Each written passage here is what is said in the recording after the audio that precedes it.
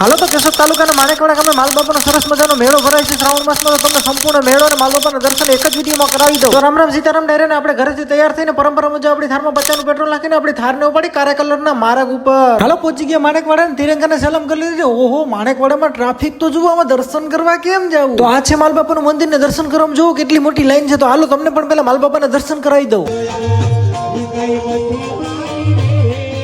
મંદિરની બાજુમાં સરસ મજાની બંકેશ્વર મહાદેવની શિવલિંગ છે, તો એના પણ દર્શન કરી લઈએ. મંદિરના પરિસરમાં એક બીજું પણ મંદિર છે કે જ્યાં વર્ષો પહેલા માલબાપાએ સાક્ષાત નાગદેવતા સ્વરૂપે દર્શન આપ્યું છે. ચાલો એને પણ તમને દર્શન કરાવી દઉં.